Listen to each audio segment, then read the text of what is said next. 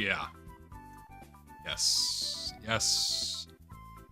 Very impromptu stream. I wasn't gonna stream today, but I felt the strong need. Felt the strong need to speak my mind about freeze tag and also just chill out for a bit. We're gonna chill for a bit. That's the plan anyway.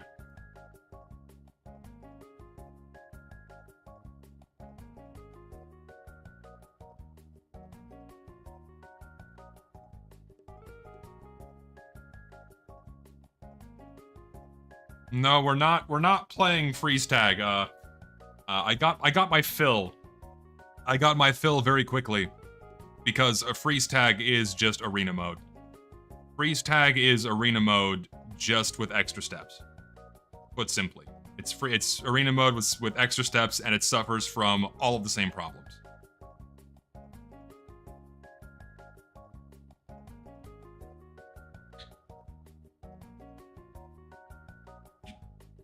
It's certainly it's a game mode that does appeal to TF2's game design, but the problem is that it's arena mode.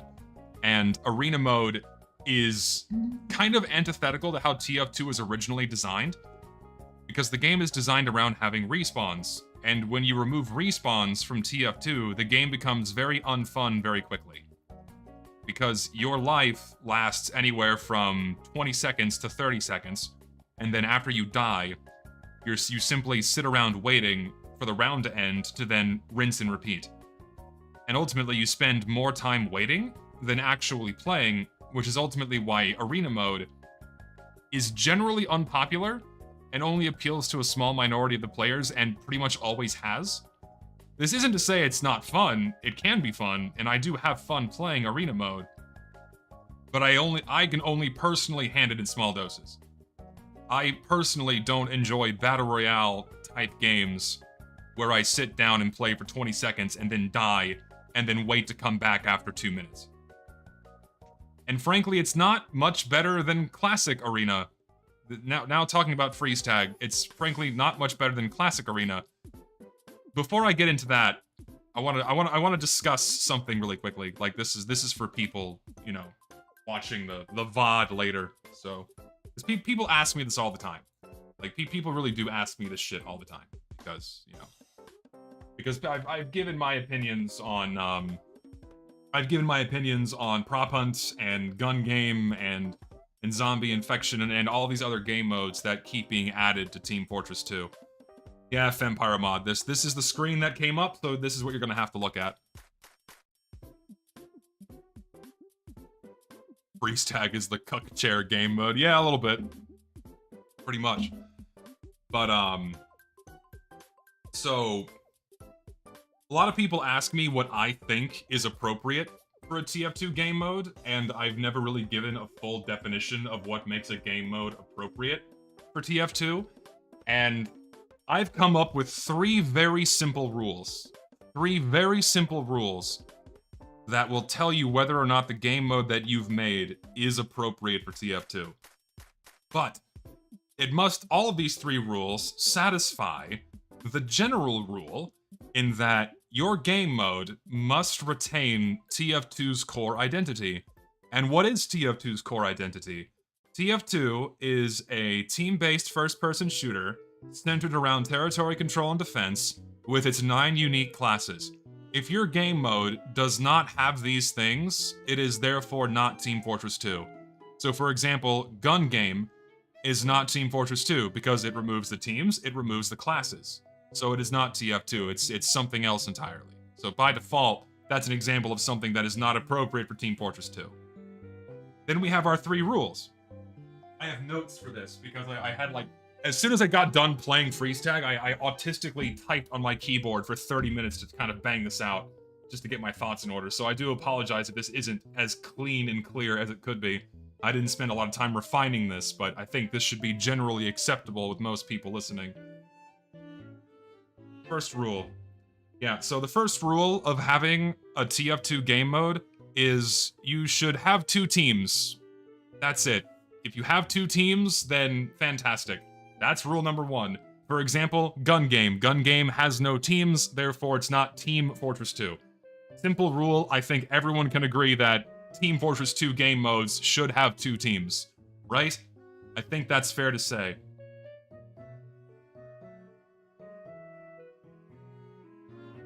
Second rule for Team Fortress 2, if you're making a game mode, all 9 classes should be present, and none of their mechanics should be arbitrarily stripped away, altered, or limited in order to facilitate a new game mode.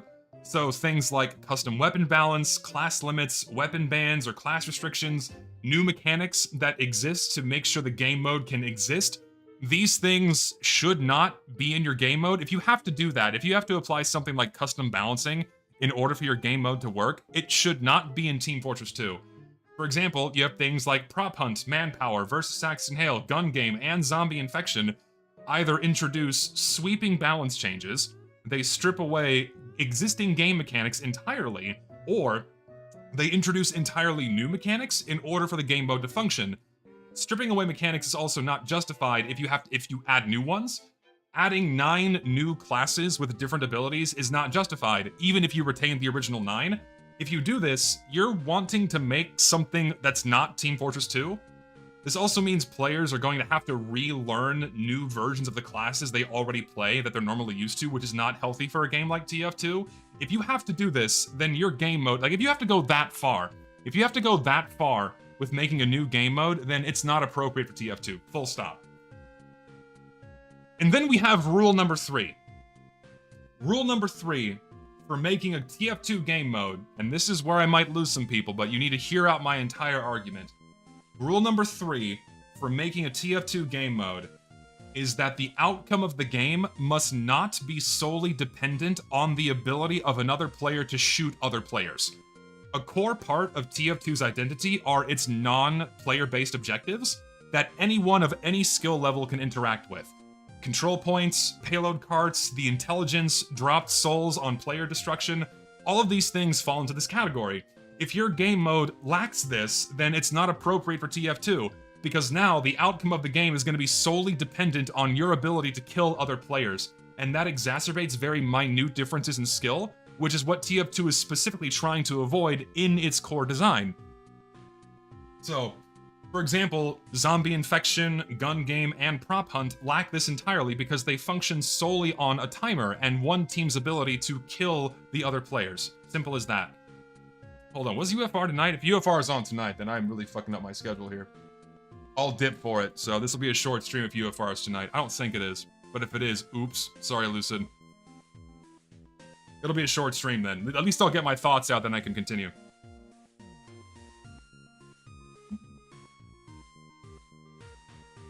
Thank you, Jonty. I was gonna say. Yeah, UFR is not tonight. Sometimes it is, but it's not. Okay, so carrying on. So for example, Zombie Infection, Gun Game, and Prop Hunt are focused on one's ability to kill other players entirely. That's the whole point. Good to know that dueling bug is still in the game, so we'll just close the game. I don't need to play it. I can still talk to all y'all. So, respawns are a huge part of TF2's vanilla identity, and a single death normally doesn't have that much of an impact on the outcome of the game, so players are allowed to respawn and try again. Respawns happen in waves at a set location, so it still retains that push-pull flow of TF2. That remains intact, and that's why we all play the game. In this case, this doesn't happen in arena modes like Arena and Versus Axe and Hail, because a single player's death has a much larger impact on the outcome of the game and can tilt the tide in favor of one team or another permanently. Therefore, players' skill and even very minor differences in skill almost always control the final outcome in these game modes. Arena mode does have the existence of an optional non-player-based objective in the form of a control point, but because these still rely on a timer to happen and rounds usually end before the timer happens, doesn't really justify it. Anyways, those are the 3 rules, all right? Those are my 3 rules for what makes a game mode a TF2 game mode, all right? Now I can talk about freeze tag. I tried freeze tag a little while ago, and I did not like it.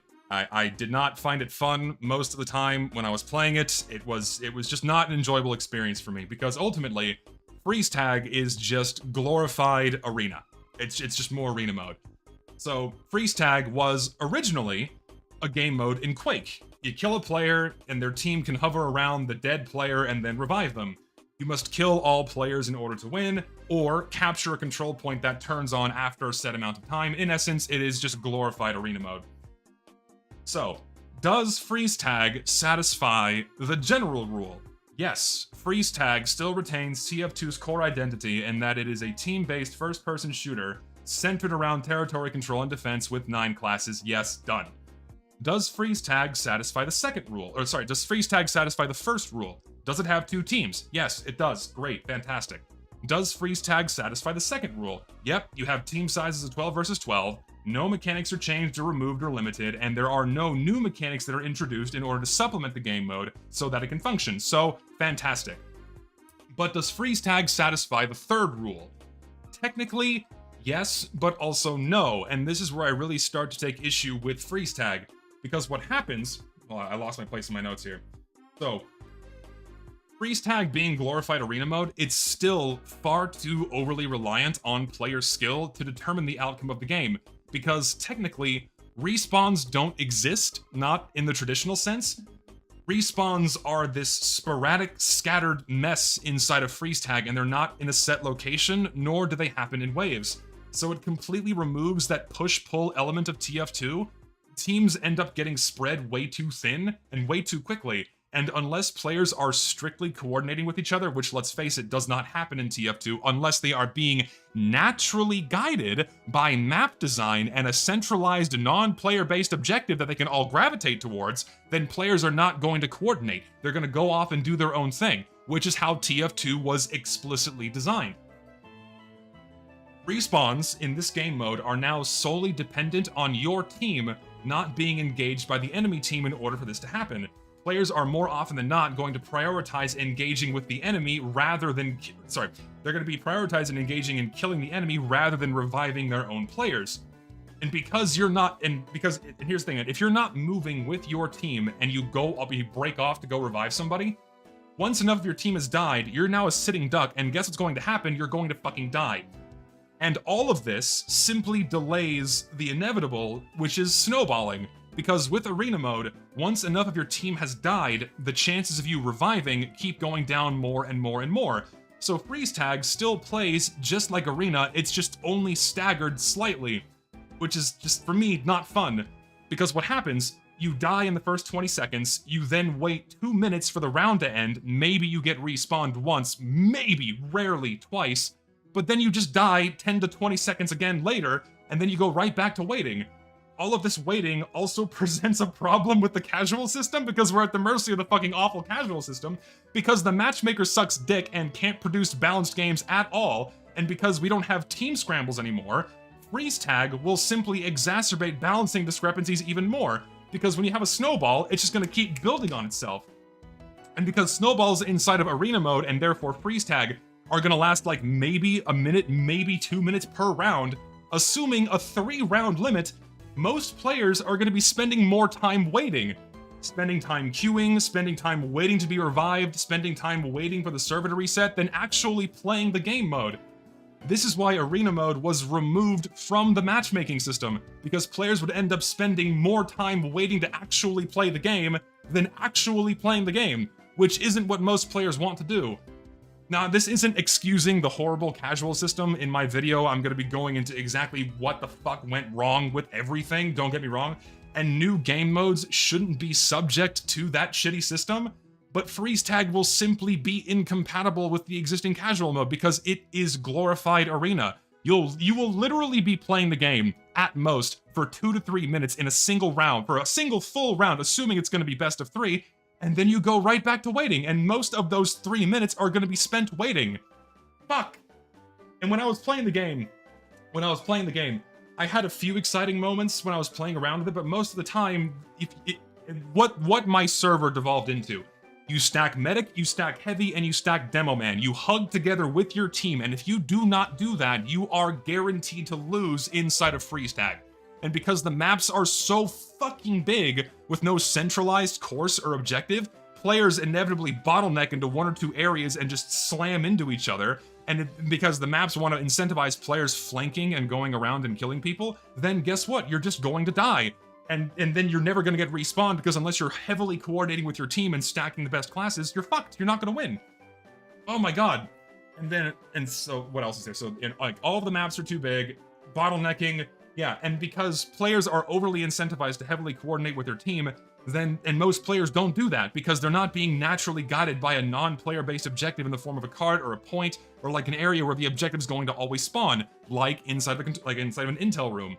So ultimately, freeze tag is this really cool, well-made game mode, but in my opinion, it's a massive swing and a miss for a game like Team Fortress 2.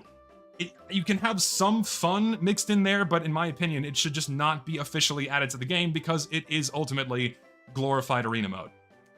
There you go. That's my autistic rant about freeze tag. There you go. Like if the maps were not so fucking huge, right? These maps all of the maps are twice as big as they need to be. They're way too fucking big. If they were half the size and you had more guidance as to where players could be funneled towards and have a better push-pull feeling, then that would play a lot better. But these maps are like giant bowls with all these different twists and turns and a lot of verticality, so players, it wants to incentivize players breaking off and flanking and killing people, but then if you do that, you're gonna run into the ball of the enemy team and then fucking die and you'll never get revived. So it's like trying to incentivize something that is not the optimal way to play, and if you try to do that, you lose. Just, oof. Valve turning TF2 into a traveling carnival? I mean, to an extent, yeah, because they feel incentivized to keep adding new game modes. I don't understand it. Because Valve has now decided to treat game modes like brand new hats. I don't get it. It's really fucking frustrating. Like, we don't need more game modes. We already have too many. Stop it. We already have too many maps in the game. And something else I'm just experiencing today. I tried to play MVM earlier. That's why I decided to fuck around with freeze tag. I tried to play fucking man versus machine with a full party. A full party. We sit with our full party, and I shit you not, we were queuing for 30 minutes and nothing happened. We could not get into a server. Nothing. We all reset our Steam clients to make sure we weren't having connectivity issues. We all broke off and tried to solo queue on our own just to make sure we could connect on our own. But as soon as we tried to form a party, we couldn't get into a server. You want to know why? Because we had a cross-region party. And guess what Valve recently just did to the matchmaking system? They improved cross-region parties. But because the man versus machine matchmaker is so delicately intertwined with the casual system, they're piggybacking off the same game coordinator, guess what happened? They fucking broke man versus machine. And for a while, all the players were getting sent to Seattle servers. At least I think I'm pretty sure that's what was happening. They fucking broke MVM by tweaking casual mode. And now that they've fixed this, if you have a cross-region party in any TF2 game mode, you're never gonna get into a server now. It just does not work. And even in MVM with a full party, you should be placed into a server right away. And we waited 30 fucking minutes and we couldn't play the fucking game. Insane. It would work if changes to arena with a twist and also gets rid of the timer. Arena mode would work a lot better, and it traditionally functioned a lot better in older TF2 simply because we had the existence of team scrambles, right? Because one round ends way too quickly, you scramble the teams, then arena mode can play out a bit longer, and that's when people tend to have the most fun with TF2, is when you have reasonably balanced teams and the games and full games of TF2 play out for longer periods of time and go to completion that way. If a round ends too quickly, people don't have fun, that is a steamroll. But because Valve decided to remove the fucking, they removed auto balance, they removed team scramble, those are just gone now, because those features no longer exist. If you decide to play arena mode inside of the modern casual system, good fucking luck having a fun game, and good fucking luck having anything that resembles a reasonably balanced experience. It's gonna be steamroll after steamroll after steamroll. It's fucking awful.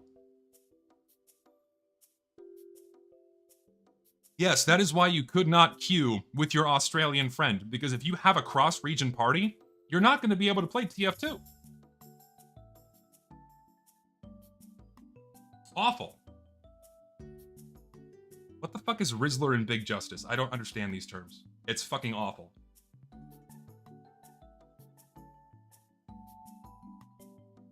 My YouTube chat. There it is.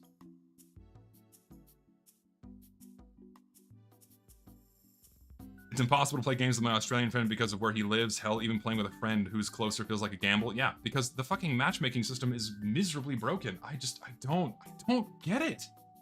Really don't get it. What was the point of the update? Apparently, it somewhat improved queue times for people in low population regions. I think that's the only minor benefit that was seen from that update. But largely, it seems like casual mode is functioning worse now. And if you want to play with a cross-region party or with man versus machine, good luck. You can't do it.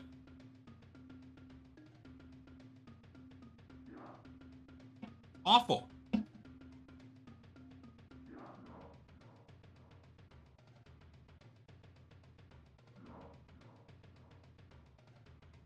One sec.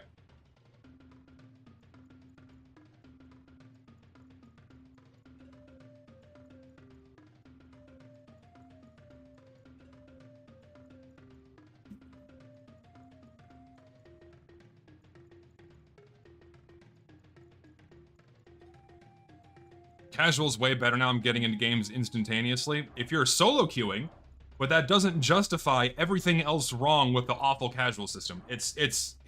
Oh, I cannot wait for this video to be done.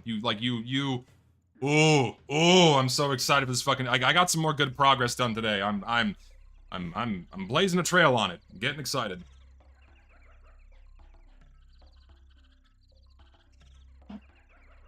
Getting excited for it.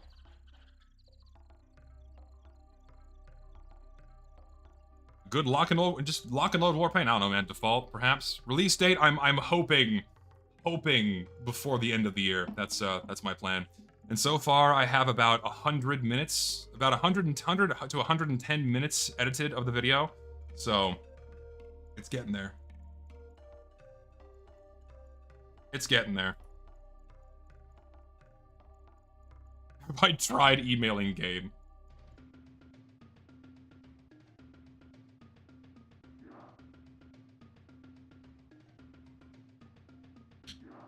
Is it going to be the video essay of all time? I feel it's really annoying how, like, the term video essay, like, that whole term has been poisoned. You know what I mean? Like, you can't say video essay now. It carries this really, like, strongly negative connotation. I don't know why. So, like, I ran it on my server. I just ran freeze tag on my server.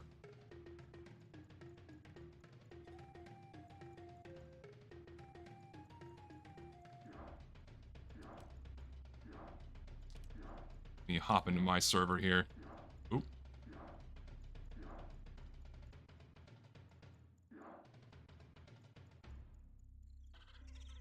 Now we can actually play.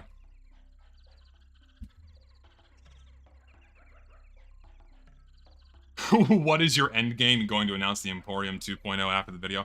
My end game is simply airing out Valve's incompetence and their years and years of miserable mismanagement with this game that no one's really ever put into full perspective. No one's ever put all the fucking pieces together. It's just like, fucking mother...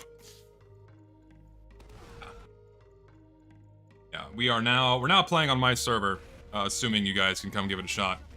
Can come and join. I'll play heavy. But we're on your server, Sesty. Voice underscore enable. Turn that off. Joining in progress servers via party is broken and does not work. Yes, that is also hilariously broken. It's pretty fucking crazy how just awful the matchmaking system is, like, just consistently.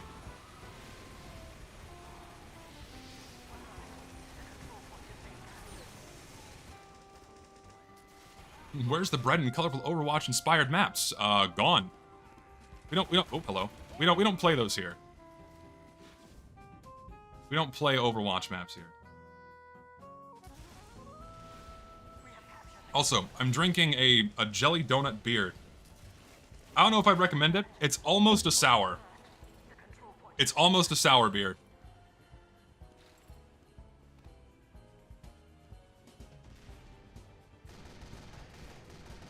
No, you die. Go away. Yeah, it's a jelly donut flavored goes ale. I don't know how the term is pronounced, but it's It's an interesting beer. It's not bad. It's like a, you know, it's just like a normal kind of a sour, tart beer. It's okay. Alcohol is bad. I mean, if you drink too much of it. If you drink too much alcohol, then yes, it is bad for you, but everything in moderation.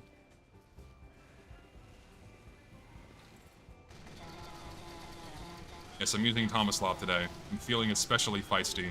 I'm going to die. Sandwich. I don't have a sandwich. There's no health kit. Oh, thank God.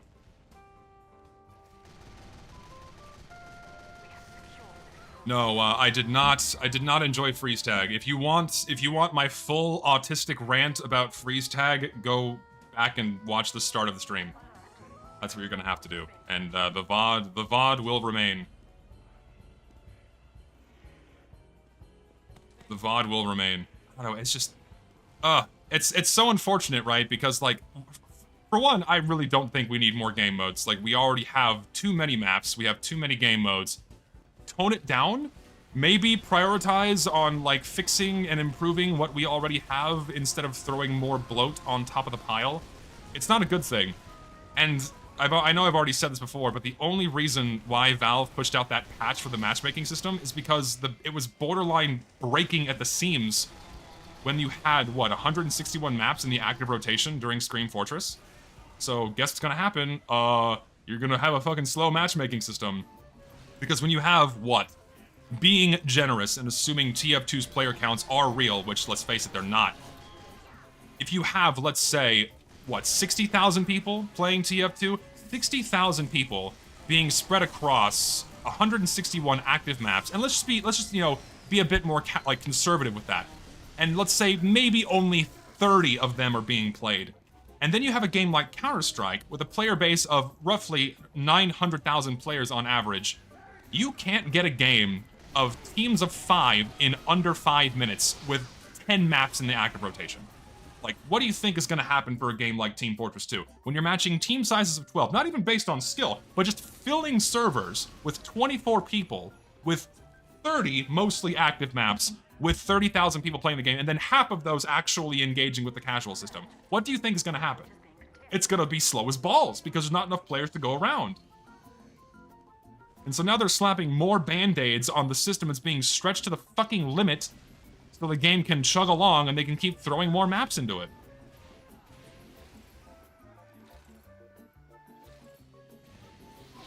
Oh, hello. Oh, that's 2 heavies. There's also, oh. I believe Valve should take out all the unpopular, least selected maps out of the map rotation permanent. I completely fucking agree. Except, what's gonna happen as a side effect, you're gonna have a lot of, like, TF2's traditional maps removed from the rotation. Like, maps like Yukon, you're never gonna play on Yukon ever again, because that classic and really fun map is gonna be removed. DTF, well, good luck. CP, well, good luck. All those maps are gonna go away because people prioritize Badwater, Harvest, you know, Upward, things like that.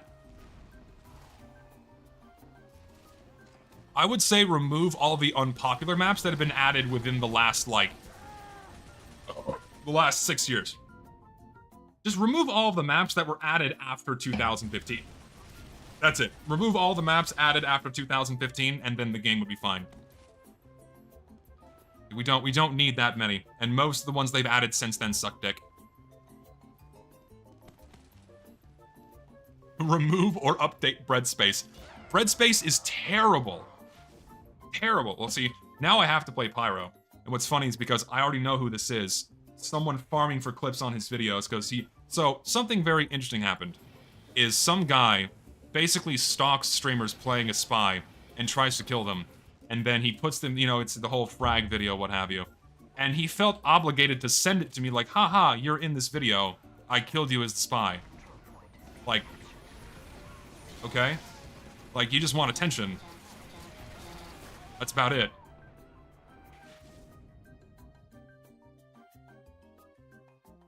The control point is being contested. Like, cool, dude, you killed me in a video game. Awesome. Yeah, get rid of all ICS maps.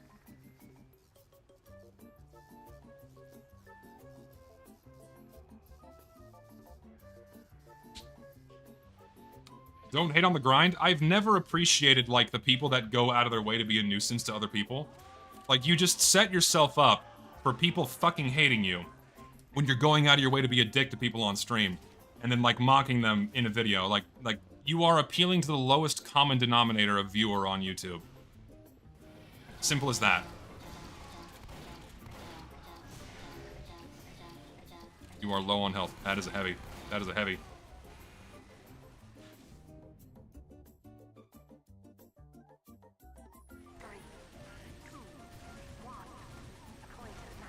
And thing is, like, if you acknowledge that, then people call you like a little bitch, you know, like the whole haha get good, but like, no, you're being a fucking nuisance. You're being fucking annoying, and no one appreciates that. It's very awful, very annoying, very stupid.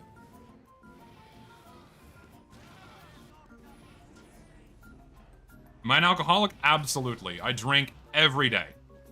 I drink every day. What's your plan? What is your plan?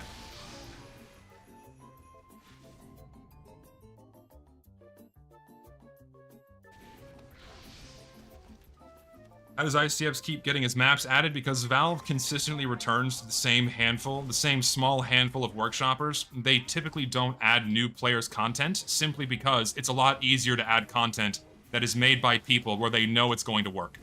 Because they don't have to worry about functionality issues, they don't have to worry about compatibility issues. They know if they select that person's content, it's going to work right out of the box, and they'll have to do a minimal amount of extra work in order for it to function. That is why. That is why they consistently return to the same people over and over again, regardless of the quality of their content. And most of those people are within the Emporium and also on TF2 maps. If you do not engage with either of these two spheres, your content will likely never be added to Team Fortress 2. You have to be within these two groups if you want your chances of an item or content to be added to the game. If you don't do that, then it's just not going to happen.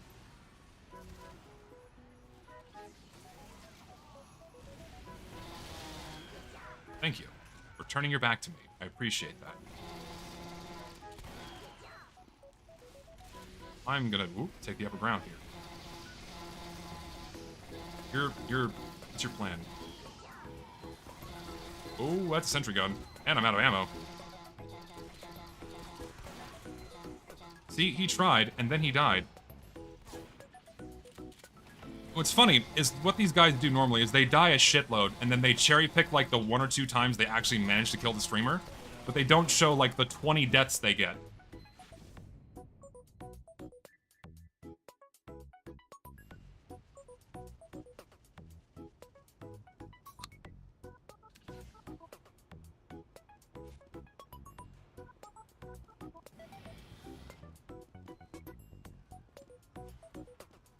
The 234, indeed.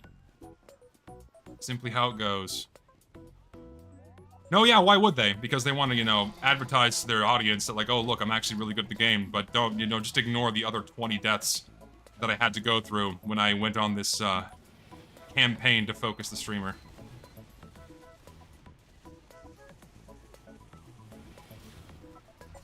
This is how it goes.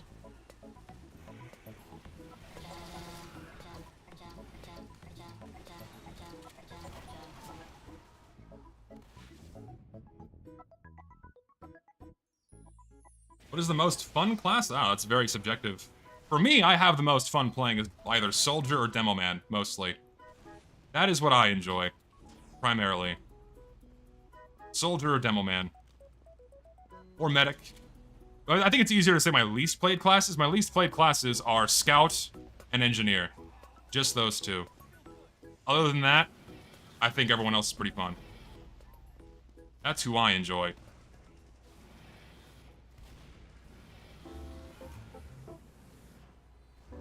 What's going on? They have a level 3. Go get the health kit, sir. Oh, that's an Uber. No, keep your back turned to me. Keep your back turned to me. Wait.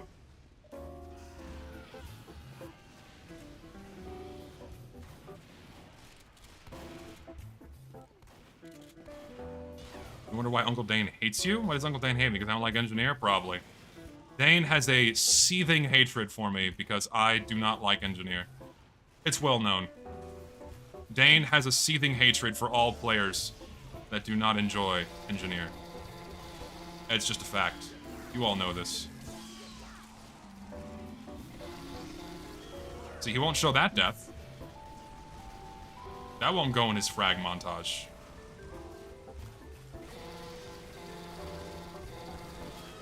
Ooh. I love back hitboxes. Do I hate the man treads? No, I think the man treads are fun. I've yet to see anyone like consistently make the man treads like really good or viable. I mean, weren't they banned in competitive modes for a time? Correct me if I'm wrong, but I think they banned them because of the increased air control, which made bombings really strong. I might be wrong on that one, so someone may have to fact check me on that.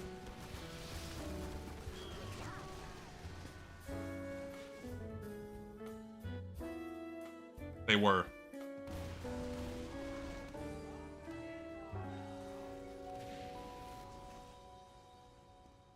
Why don't you make an Emporium to have an impact instead of just complaining? So I mean, we've opened our own server specifically for Warpaint creation, and there are a lot of people in there. They tend to get a lot better feedback. It's a much more open and friendly community. We offer resources for people that want to get into Warpaint creation. So, you know, we have taken steps to make better environments for content creation in Team Fortress 2. We're not simply here sitting down and complaining. We have done this, and I've advertised it on multiple occasions. So don't worry. We have some avenues for people to come in and give it a shot.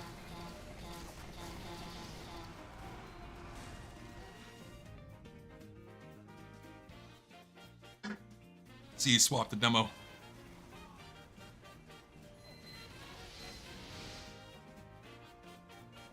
It's not the Zesty Emporium, chill. Make a server for hats? I'm not very knowledgeable about hats, and so ultimately what's happened, and what has happened, is several members of the Emporium specifically entered the Warpaint server to try and start shit. Like, they tried to start arguments, they're baiting for arguments, baiting for attention, just being all-around shitheads. They're trying to push the line as far as they can to see what they can do before we ban them, and ultimately we ban them because they're just baiting for attention.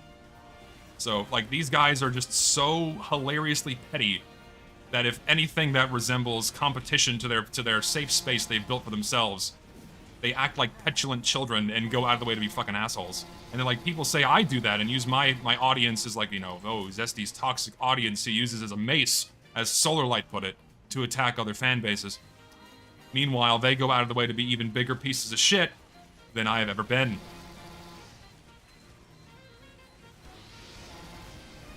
Wah.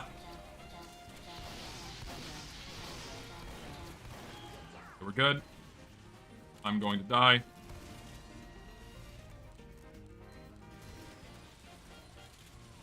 Why does Solarlight hate me? I don't really know.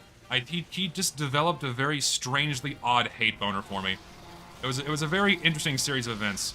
So, to retell the story again, one day, he's talking about Pyro or something on Twitter, and then I start discussing game balance with him. We're having a back and forth about game balance on Twitter, and then at some point in the thread, he just says, "Well, aren't you transphobic? Aren't you like this racist transphobe? Aren't you like he just threw that out of nowhere? I don't know why." And I'm like, "Okay, buddy, if that's your prerogative, whatever." And that's back when I went to like the whole stupid whammo nonsense, you know, and he was trying to paint me as this fucking demon.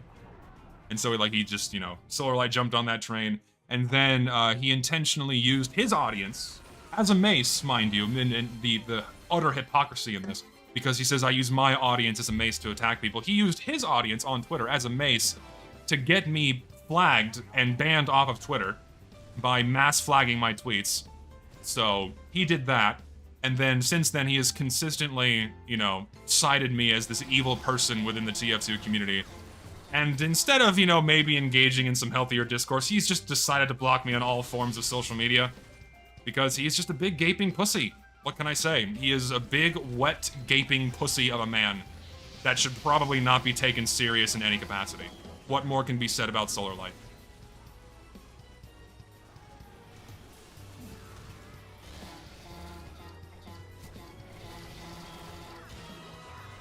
That's about it.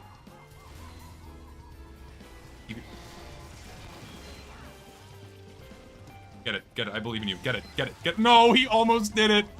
Oh, he almost did it. It would have been so funny. I wanted him to get the shovel kill on the sentry.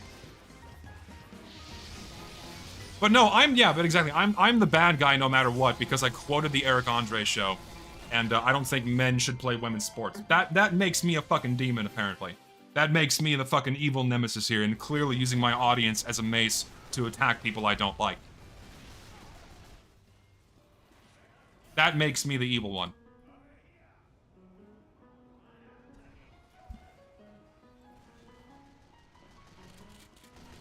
Oh, whoa, hello, sentry gun. Alright, how do we approach this as Pyro?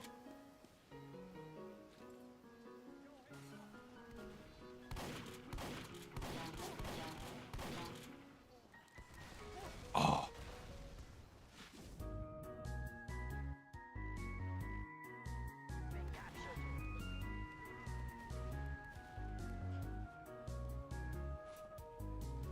Top 3 best war paints. Let's see. Can I include decorated weapons or they have to be war paints? Because if I include decorated weapons, Coffin Nail, Top Shelf, High Rollers, done. Or actually no, probably Dress to Kill is better than High Rollers, I would say. But if I have to pick war paints, Steel Brushed, Damascus Mahogany, I don't know. Steel Brushed, Damascus Mahogany, and probably that new one we got, Stealth Specialist, is pretty good. Also Gobi Glaze, probably just those 4 are really good.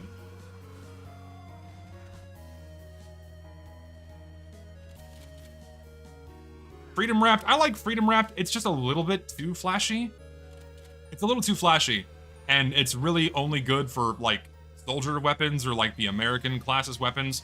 Seeing Heavy run around with an American flag minigun is a little strange, in my opinion. So, but it's nice because you can have it on the American classes, and it's not super in your face, but to me it's just a little bit noisy. It's got too much going on. I'm a much bigger fan of the simpler war paints. Ow.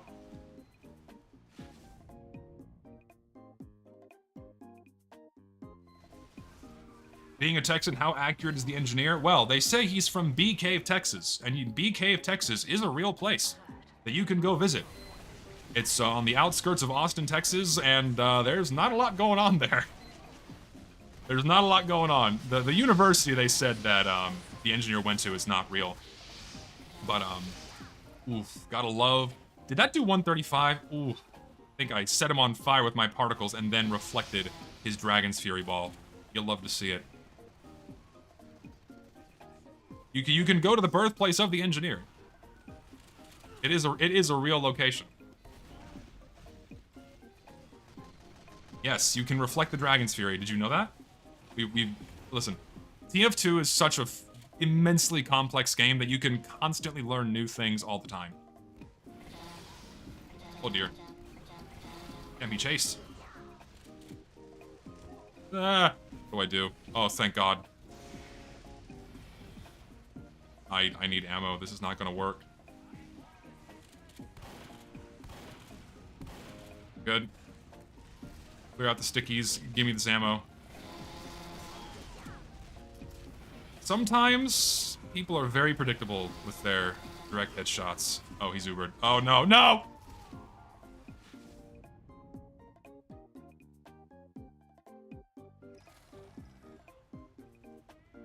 Yeah, hey man, 1.5k hours, didn't know you could reflect Crusader's crossbow. Again, there's always something new to learn. Always something new to learn in TF2, 100%.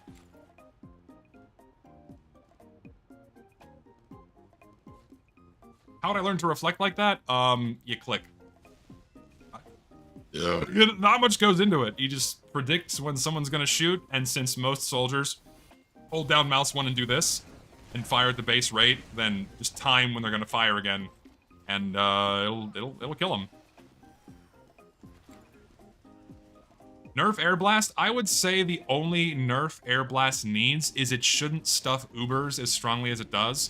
Like, I don't think you should have full knockback with Uber. I think it should be half, if not none at all. Like it stuns them in place, it doesn't knock them back. Because Pyro being able just to spam mouse 1 and completely stuff an Uber charge which is, in my opinion, well, it's not an opinion, it's just a fact. It's greatly important for the flow of the game. Like right now, air blast me so I can prove a point. Air blast me so I can prove a point. Come here. Come here. Ah! You want to play this game? Anyway. But yeah, I think it being so strong against stock Uber is brutal. But then still have it function the same against Kritzkrieg, obviously, then Quick Fix is a no-brainer. But like, just give what it has with Quick Fix Uber onto the stock Medigun, and then I think that'd be good. But then that would give the Quick Fix one less thing or one less reason to use it. So.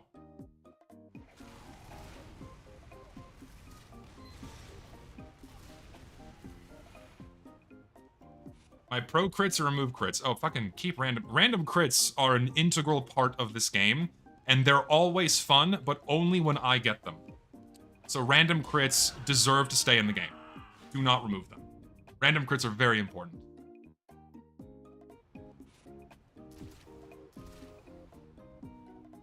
Don't nerf air blast, just make Uber have knockback resistance? No, I don't think it's a good idea. I think you should not punish players for being able to knock them back with other weapons. Air blast is just a little too easy to exploit with, a little too easy to exploit. Just because of how easy it is. Like, there's absolutely no, like, cost. Can't aim. There's, like, absolutely no, like, real effort or, like, punishment for air blasting unless you're using the fucking back burner. So. Really only adjusted against the Uber. Other than that, I think air blast is fine. Other than that, air blast is fine. I'm just gonna ignore that guy. Where's the sentry gun? There's no sentry gun. I love that guy's name. I appeal to every fetish.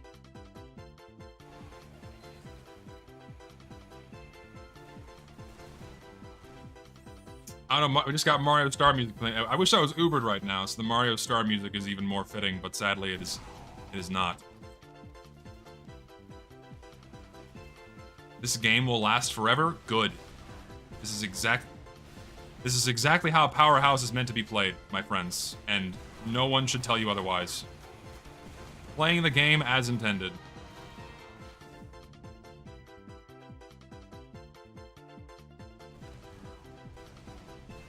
No, I did not enjoy playing freeze tag. I was not a fan. Again, if you want my full opinions on freeze tag, go to the very beginning of the stream and watch the VOD. Those are my full opinions there. You may not like them because people get very mad at me when I don't enjoy the new community-made thing, but I didn't like it. I didn't think it was very good. It's again the main problem with it is that it's arena mode. If it wasn't arena mode, then fine. Like, if there was still an objective where you had, like, a payload cart, or, like, if they baked in freeze tag into an existing game mode, then I think that would function and be a lot more fun. But they didn't do that, so. Oh well. Oh. Was it better than Zombie Infection? Absolutely. I think that it's far better than Zombie Infection because there's not all these other crazy mechanics that you have to deal with. Still very much enjoyable.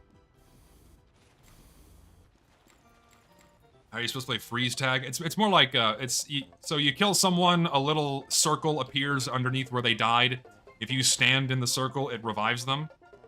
That's how it works. That's how it works.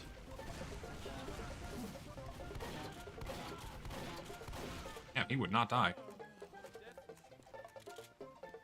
My worst and best fan interaction? I think my best fan interaction is when this really hot chick sent me her boobs. That was pretty cool.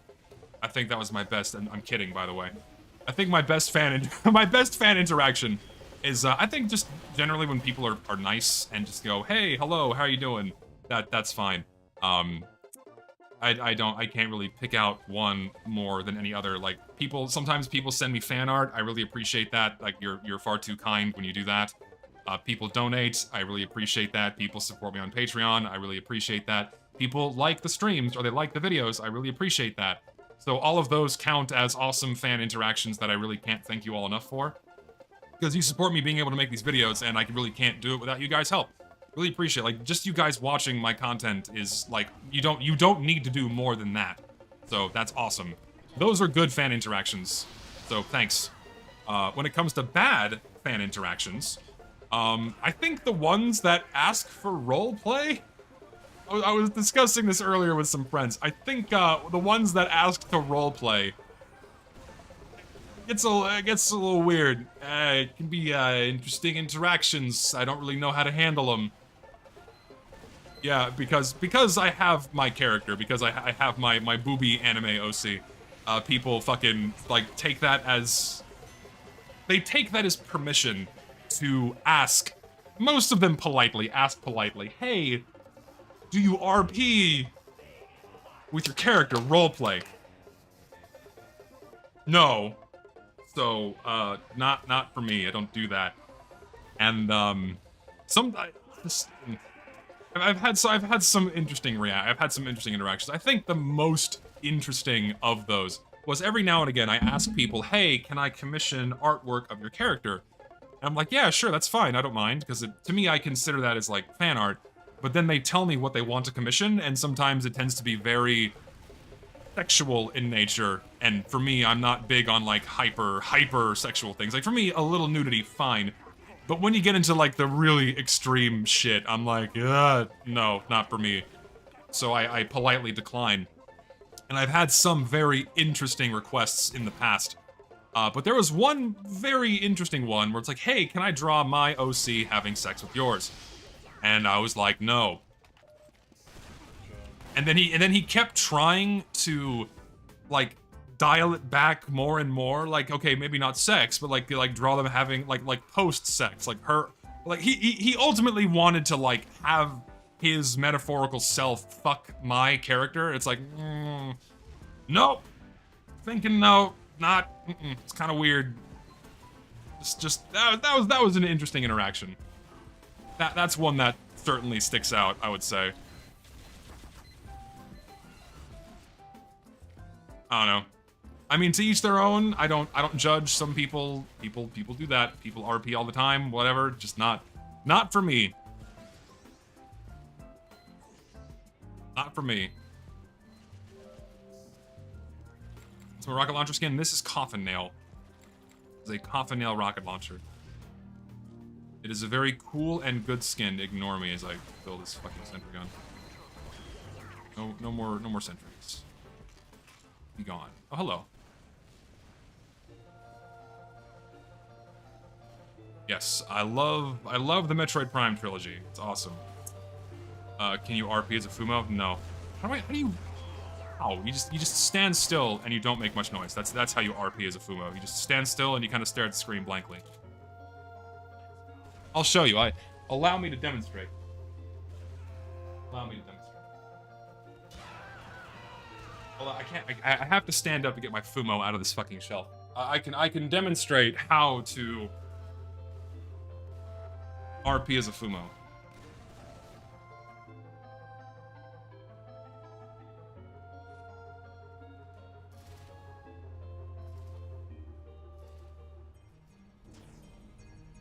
And that's it.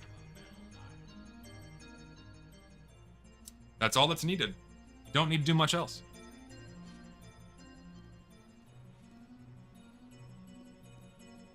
Can you make storytime videos like the camping trip? I mean, I could, but I feel like my streams have more or less turned into storytime. So that's what this has become. That's what this is now.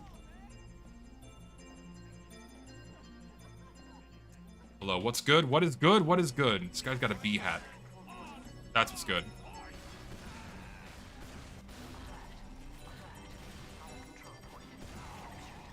Want to airshot somebody. That's what I'm feeling. Someone jump around.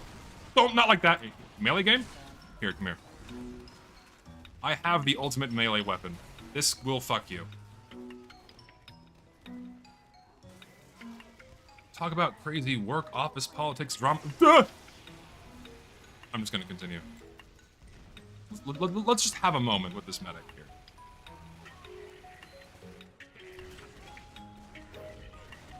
Damn. I was hoping someone would get close. It'd be so funny. I don't know, what story can I tell? I'm not sure what story I can tell. What's an interesting story? One that I've not told on stream before. I don't know. Nothing comes to mind. Like, I have to be in a mood to tell a story, and something has to, like, something has to be on my mind. Be like, okay, this would be a fun story to sit down and tell. It's hard to do something like that on the fly. Legos, woo! I like Legos. Legos are good. Have you ever found love? No, I have not. I am unsuccessful in the dating department. Maybe one day. I have dated one person in my entire life, and she was nice, just didn't work out. Your next video should be out before the end of the year. I hope so. No guarantees, as I'm really, really trying to make sure that's of the best quality. So if it ends up taking longer, then it's just, it'll be done when it's done. Why didn't it work? Just, we weren't compatible. Just, you know, she was very nice, but ultimately we just we weren't vibing, as the kids say. You feel me? We weren't vibing. Like, we had a lot in common. We had a lot in common, a lot of similar beliefs, but just, I guess, lifestyle differences. Lifestyle differences, and also, distance was a problem. Like, I would have to drive 3.5 hours to see her, which was a problem. And, I don't know, it just never went beyond the friendship stage, which is fine. It didn't work out.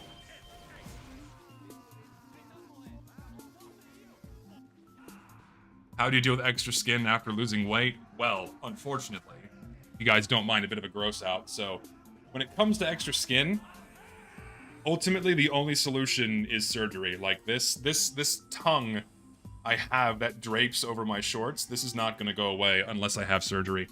You have to have, like, you have to really bulk out your core with, like, ridiculous muscles in order for that to go away. And otherwise, that skin is just gonna have to be cut off. So, yeah. So I have extra skin on my stomach, and I have a little bit on my arms still. See how, like, thin that is and kind of, like, flappy? Because my arms used to be, like, twice this circumference. So I have extra skin, but I am lifting more. I have definition. So we're getting there. The gym is helping. So on certain parts of the body, it will help. Like if you don't have a lot on your arms or on your back or midsection, then you can fill it out with more muscle, or even like put like more muscle, but then like a little bit of body fat on top of it. But if you have a lot of loose skin, then you're just gonna have to, it's gonna have to get surgically removed. That's it.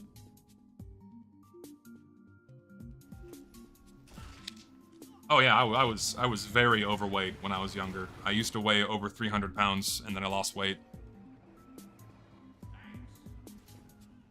I lost the weight, and I feel all the better for it.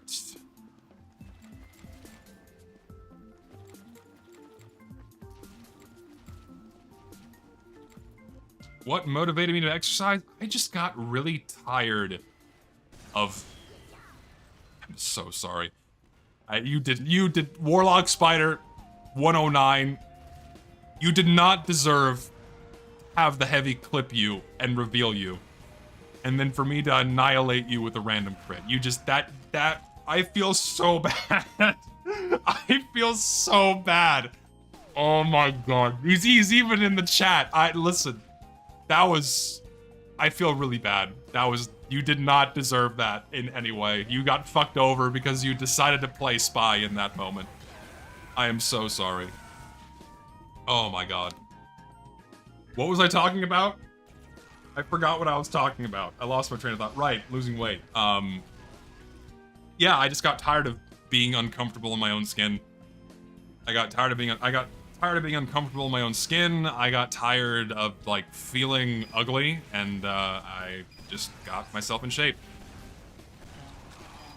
It was enough. It was time.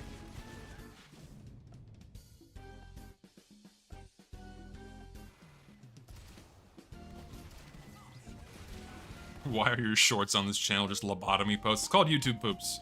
I like YouTube poops. I'm not good at making them, but whenever I'm inspired to make one, then I make one. You fucked around and found out, I guess. You know what? You tried to do a flashy kill, and RNG said nope, not today.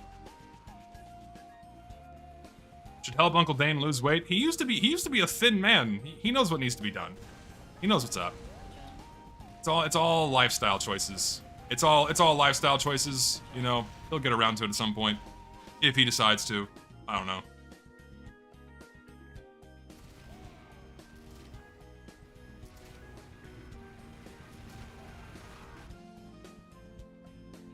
Best YTPs are the edits of The Rock from back in his wrestling days. I think some of the better ones are like the really old Sonic the Hedgehog show YTPs. Those tend to have the funniest results, or the ones that are just utter brain cancer.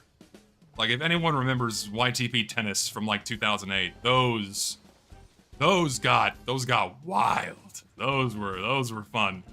That was the shit. I'm gonna die.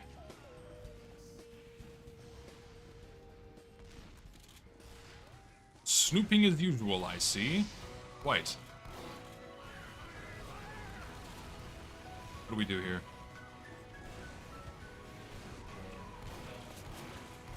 Oh. King of the Hill YTPs are the best? Yes, I got a buddy of mine who does really funny King of the Hill YTPs. He's very, very good at it. What's his channel name again? I think he goes by, I don't remember his channel name. I'll find it and I'll post it later, but I'll post it in my Discord. But he does very funny YouTube poops, and they're really, really funny. You wanna, come here, you die. Warlock Spider. Warlock Spider dies again. Just he's not having luck today. I'm so sorry, my friend. But oh, dude, we actually gonna win? We actually gonna win? We gonna do this? We actually gonna win? We're gonna actually finish a round of Powerhouse? What? We did it.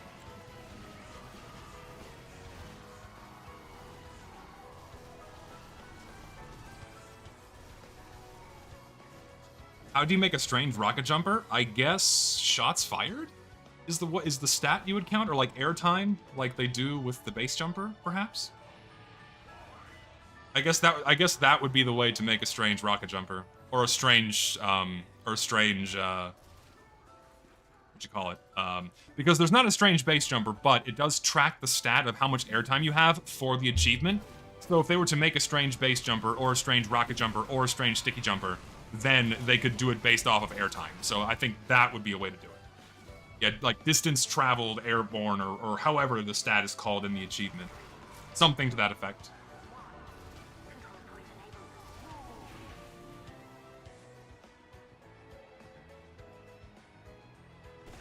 This is an exit. This is the entrance. What's your plan? Yeah, not having a strange Dragon's Fury is a fucking crime. Like, it's very, very stupid and sad that we still do not have that in Team Fortress 2. Why? It's such a no-brainer to take all of the items we don't have stranges of yet, and then just throw them in a box, and that's the update. That would be a more eventful and monumental update than any of the previous updates since 2017. Just do that. Just give us those stranges. If Valve just did that, that would be crazy.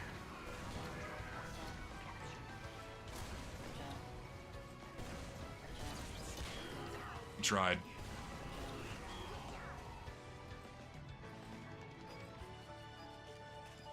Strange second banana, strange Dragon's Fury, strange all strange Jungle Inferno weapons. Also Tide Turner. That'd be nice. No, I said the most important update after 2017.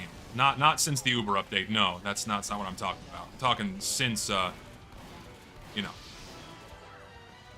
Since updates started getting sloppy. And, I mean, just, yeah, give stranges for, like, the Smith sweater and the, whatchamacallit, the Dragon Slayer skins, all of those need to have like a stat clock or a Strange of Fire, something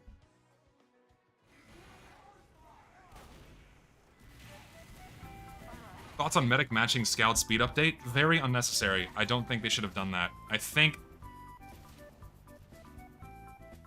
don't think it... I know why they did it. I think the reason why they did it was to lean further into making medic more, like, stronger in competitive mode, I think is the reason why they did it. Because you have this already, like, insanely powerful upside that exists only on the quick fix. So, like, if they want, like, a very powerful upside, why not also give it to all the Mediguns? I think they also did that so all the Mediguns would be used more in competitive play and not just stock Uber. I'm pulling this entirely out of my ass. I don't know if this is, I don't know if this is the reason or not. But I suspect that could have been a reason for doing that with the stock Medigun. And for all of the Mediguns. Is just so they would see more use in competitive play. Perhaps. But I don't know. It could be a reason. I'm not sure.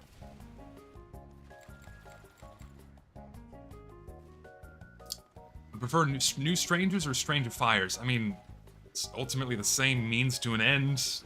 It's just like an extra step. I don't think it matters if it's a strange fire or a strange. Either way, I really have no strong preference. Like, you have to unbox the puddle of gray goo and then you can strangify your weapon.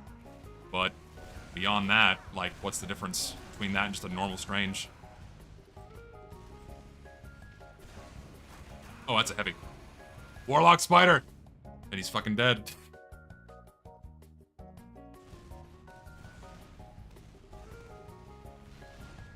You have to kill your top 5 warpaints, but the bottom 5 also get removed. Would I do it? No. Because it's not just the bottom 5. It's like the bottom 80. Because most warpaints are terrible.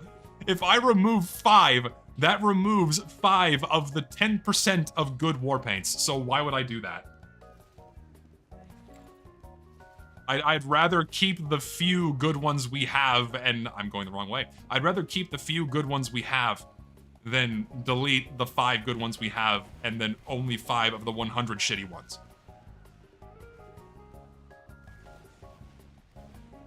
Thoughts on strange parts? I think I have some. Not on these. I don't really care. I think they're really just extraneous stats that can be fun, I guess. I don't really care for them. I don't use them much. I usually just I don't go out of my way to get a strange part, aside from very specific things that I think would be cool to track on a weapon. Like airborne enemy kills makes sense to have on the reserve shooter, and it makes sense to have or enemies killed while airborne or enemies killed while rocket jumping makes sense to have on the airstrike because that's like the point of the weapon. I'll go out of my way to get a strange part for that, but beyond that, I'm not gonna go crazy with the strange parts. I'm not big on them. Like, I know a lot of people have to have a damage dealt or a what have you. Please, please, please. Fuck! No! I was too close to the teleporter!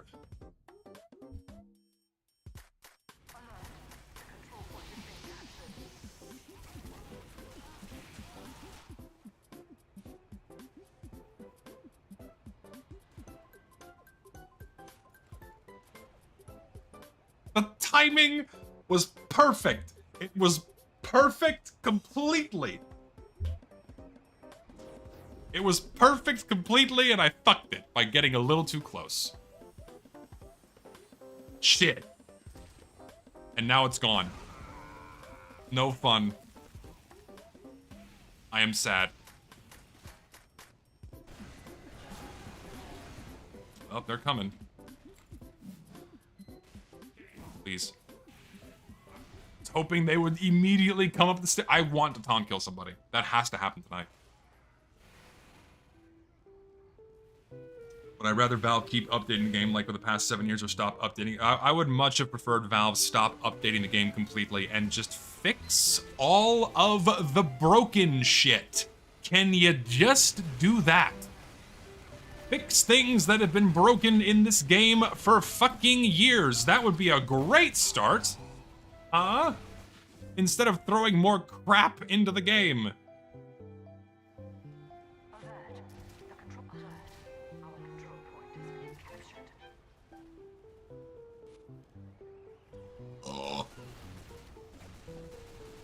What's even happening now? They're on the point. You can't have this. Brett, missed completely. Melee time. I have no rockets, and he has battalions, so no crits allowed. Hold on, we gotta wait. Wait 10 seconds. Wait. Go. He will now die to a random crit, and he's Ubered. Fucking, come here. Bitch.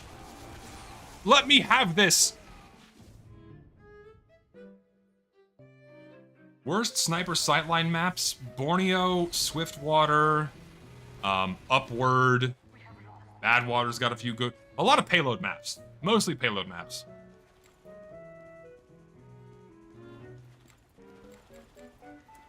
Thoughts on the 20th anniversary update that Valve released for Half-Life 2? I don't know anything about it. I didn't investigate it because I just don't really care.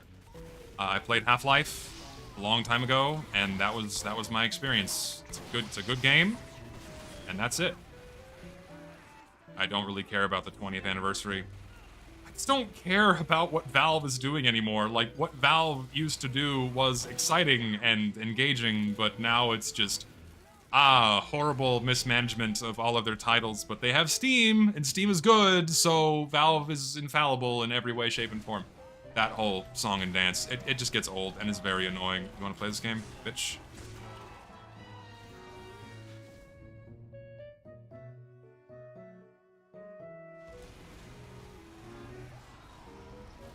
What will they do when TF2 hits 20 years old? Nothing. At most, a blog post? Maybe? And that's it? They'll go like, ha, yay, TF2 was a game we made. Open this box. Like, they'll give us a 20th anniversary crate that will open. It'll finally give us the shitfoil hat that they guaranteed all those years ago. It'll give us the shitfoil hat. Gotta admit, them going out of the way to not sue every fan game in Modern to oblivion. I mean, I gotta give props for that, sure, and I appreciate that, but also, like, they don't need the money. Valve has billions and billions, like Valve going out of their way to sue people making fan games and shit with their assets and what have you is like, that's like the ultimate way to make your fan base fucking hate you, like Nintendo, yes! It's not hurting their bottom line at all. If the game is being sold, sure, that's an issue, don't do that. But ultimately, if you're like making fan games and they're free, there's no issue with it. They're not hurting your company's fucking bottom line. Like, if you're that afraid of your fans making better games than you, if your own fans are your own competition, that's the company's problem. Maybe they should look inward a little bit as to why fan games are more prized and desired and loved than their actual games. Maybe think about that for a minute.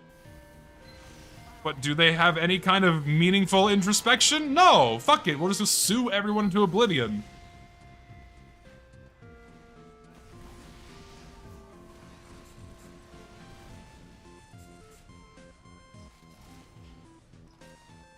Why am I not a fan of TF2 Classic? Wacky custom weapon servers have never appealed to me. I don't like them.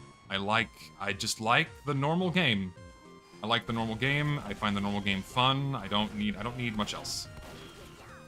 Normal game is what sates me and satisfies me like a very tall glass of hot milk before I go to bed. And for the record, I don't drink milk. I'm not a fan of it. I used to drink it a lot when I was younger, but I'm not big on it. How low? Not that low.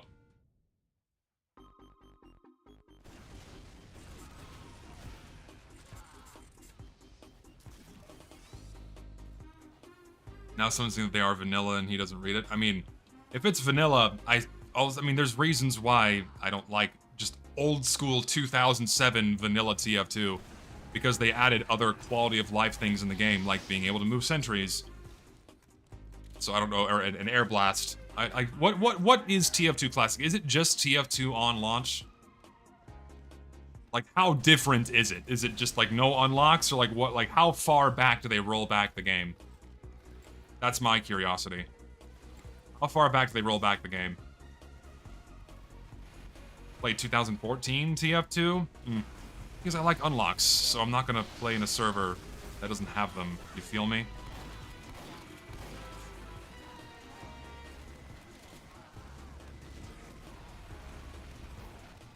TF2 with added things from the early TF2 beta. The thing is, I don't like the stuff they added in the beta. It's not, I don't like it. Dead. Oh, mad, really, wow, I'm getting really bad screen tearing. What the fuck? Oh.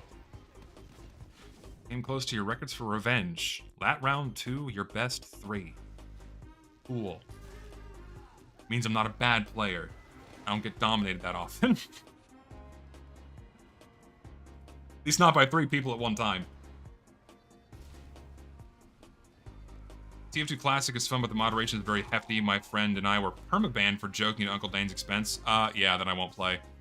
I don't... Like, for me, short of cheating, if you're cheating, then you will be banned. If you're doing anything else that involves just, like, talking in voice chat or something, then I don't care. If someone's really bothering you that much, just mute them. That's it.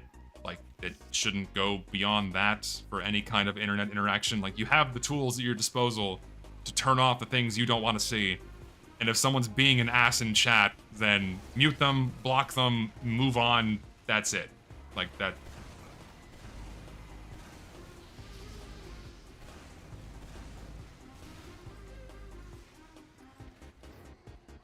People get really mad when you tell them to mute somebody. I mean, that's like the one thing to do. Just mute them.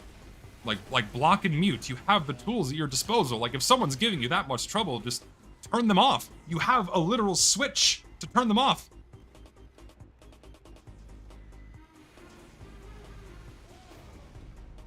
Use a graphics config? Yeah, I use the master configs. Like, I don't know, I don't even know what config I use now. My game runs good, so.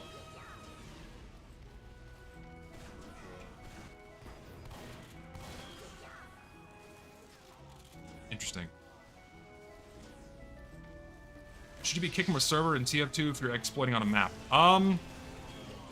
So I think the way CS:GO handled their recent exploits with the their past stars or whatever, like, they based it on the amount of playtime you had, right? Like, if you were like constantly exploiting this thing, then you like received a ban, which I think is totally justified. But if you only fucked around with it for like a few minutes, then you shouldn't get in trouble.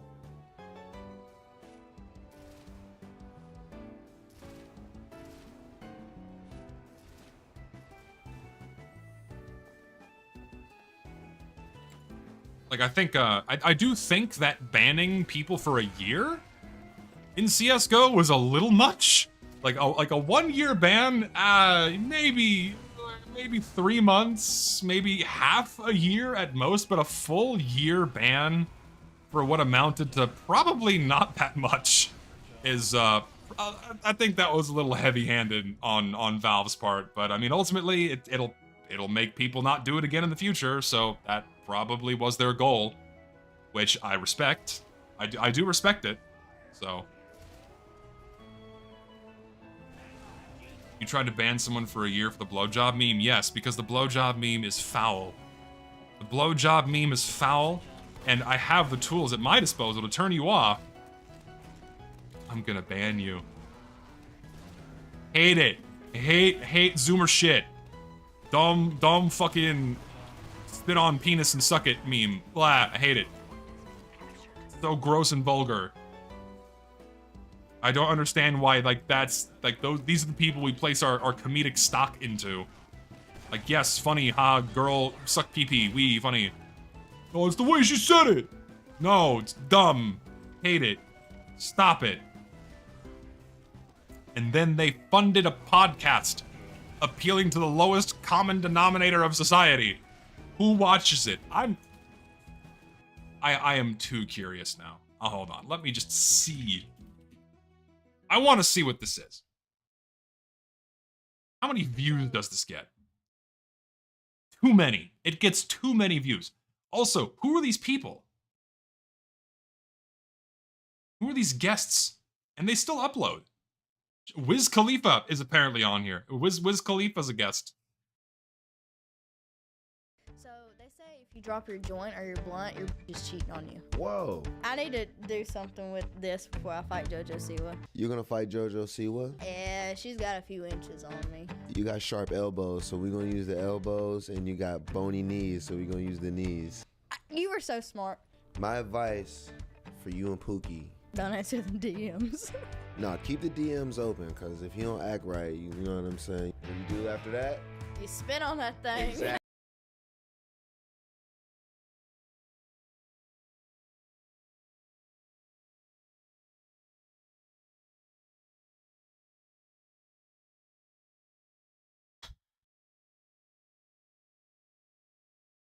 In reference to a blunt?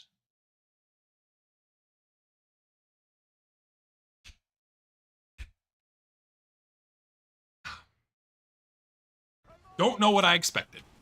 I'm not dead. I don't know what I expected by clicking on that, but it was just about what I expected.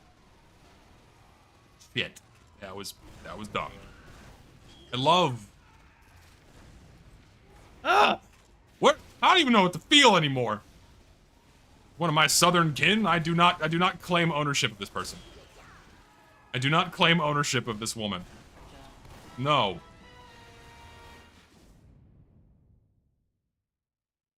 Haven't watched your streams in a while. How you doing? Doing good. Doing all right. Admittedly, have been a bit stressed. Have been stressed because I am very worried about the video I'm working on. Because I want it to be good. I really want this to be good. I'm spending a lot of time on it. And, so. Am I losing sleep? No. But I'd be lying if I said I wasn't worried about it.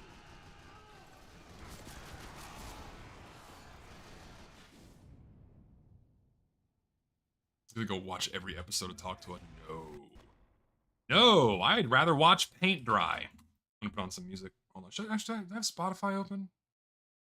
I can throw on some Spotify, but I'd rather not have the VOD blocked in countries.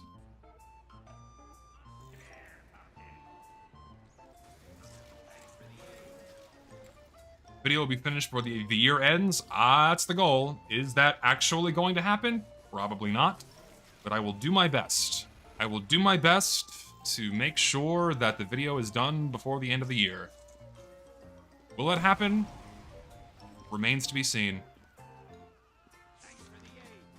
Well, of course there's not a deadline, right? There's not a deadline. But I do feel bad for going huge... I feel bad for taking huge amounts of time between uploads because, like, people want content. And if I'm not putting out content, then, you know, it's not... I don't know. It just makes me feel bad. I feel guilty for not putting something out.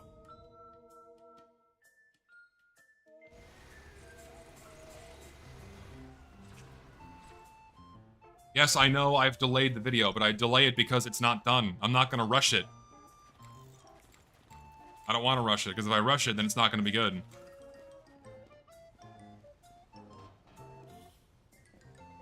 Favorite post-Jungle Inferno community-made item?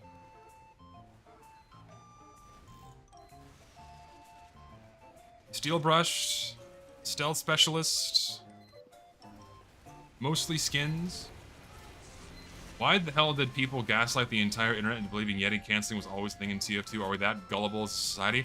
You have to remember, the Yeti taunt's been in the game since 2017. Most people playing Team Fortress 2 started playing after 2017, so to them, the Yeti taunt has always been in the game. So they're not, like, intentionally gaslighting anybody, they actually believe that. Like, they genuinely believe that this is how TF2 has always been. Because they didn't experience what TF2 used to be. And then they go so far as to use that as, like, an excuse of, like, oh, the game's been this way forever, when, no, it's not true at all.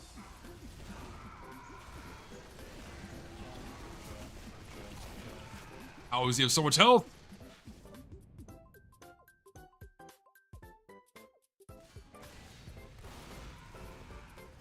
Don't you have an actual job, actually? Yes, so... I do. So naturally, I can't, like, spend every waking moment of my time working on the video. What is my career? I am a geologist, more specifically a geophysicist, and I primarily focus on data analytics for earthquake study. That is what I do. I will not go into details beyond that because people found my workplace the last time I went into more detail. So beyond that, that's all you're going to get to hear.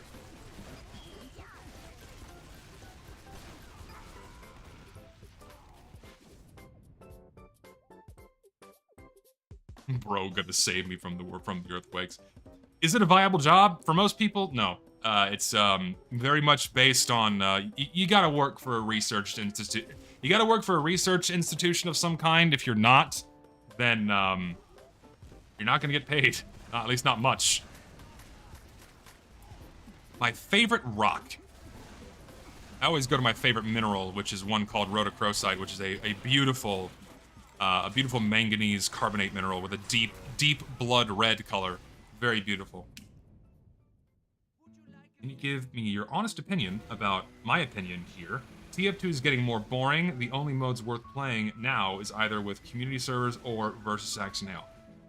Oh no, man. I disagree. I still play this game on a regular basis, and I love it. I've been playing this game for fucking 12, 13 years, and I'm still not bored. I've been playing the same stuff, same game modes, same classes, same characters, and I still love this game. Some people have different tolerance thresholds for doing the same thing over and over again, but I guess mine is much larger, where I can just keep playing this game all the time. Rock tier list when? I don't know, man. I'd have to like find a good list to base it off of, you know? I don't know what that would be.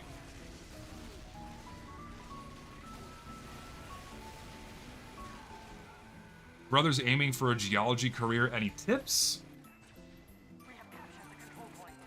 I would avoid, and if he's looking for money, avoid anything that resembles an environmental track.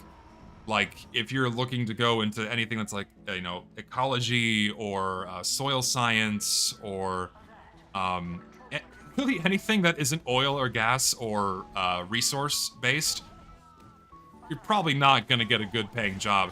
There's a lot of money in water right now. Water conservation, water sourcing, monitoring. That's a pretty big field and up and coming as our stretch on our water resources continues to grow with time everywhere in the world. So water's big, oil and gas is big, mineral resources are big. But if he doesn't like it, then it's not worth doing because you have to ultimately do what you enjoy. And if you don't enjoy what you do, then your life's going to be miserable.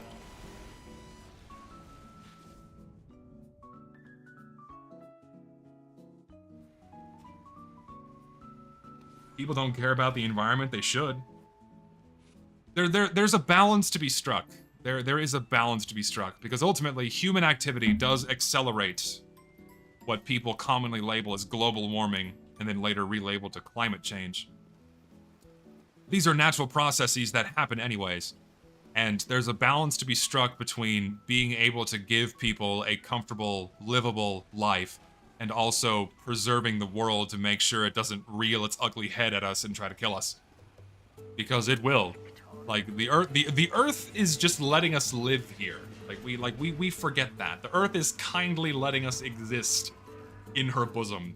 And at any time, nature can reel its ugly head and fucking annihilate us at any time. And that has happened hundreds of times in the past. And it can happen again at any time. And we take that, and we just take it not happening again for granted.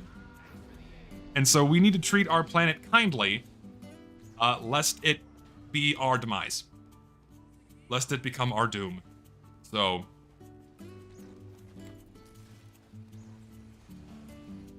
yeah, her, Mother Nature. You know, it's not Father Nature, it's like Mother Nature. That's the point.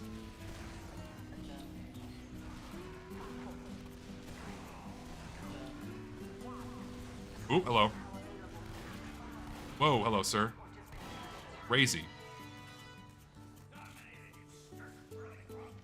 I have a hot take. I think the game would be more fun if everyone was pure stock. Sure, it'd be less replayability, but I think it'd be more fun. It's refreshing, right? Like, whenever the item servers go down, people enjoy, like, the brief moment in time where, you know, everything is stock. It is fun. But at the same time, like, if you want to freshen up the way you play, just go change your loadout. play a different class for a while. Like, there's other ways to go and enjoy the game on your own.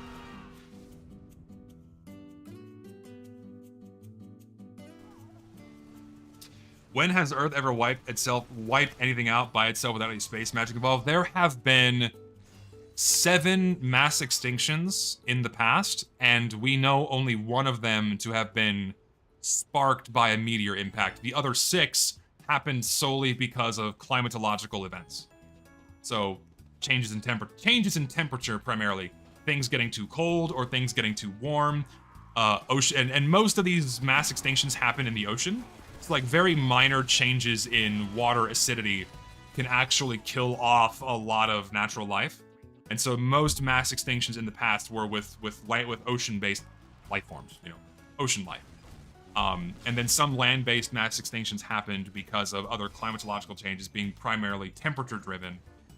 And these massive cycles, they're called, I forget the proper name for them, but base changes in Earth's orbit and changes in Earth's tilt, and there's a third one, Milankovitch cycles, that's it, Milankovitch cycles.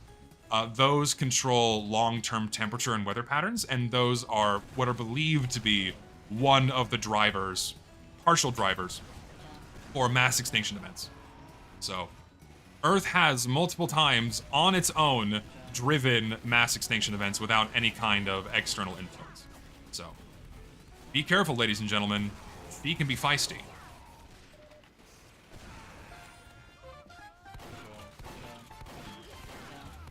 Ow.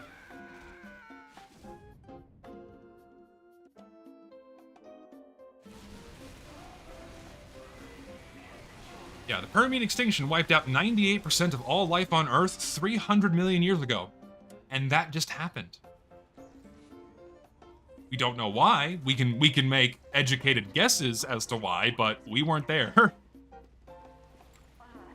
Genuine question, when you finally finish making TF2 vids, why don't you go into anime reviews? I've thought about it before, but I don't know if I'm cultured enough to do anime reviews. Also, I'd like to get a woman.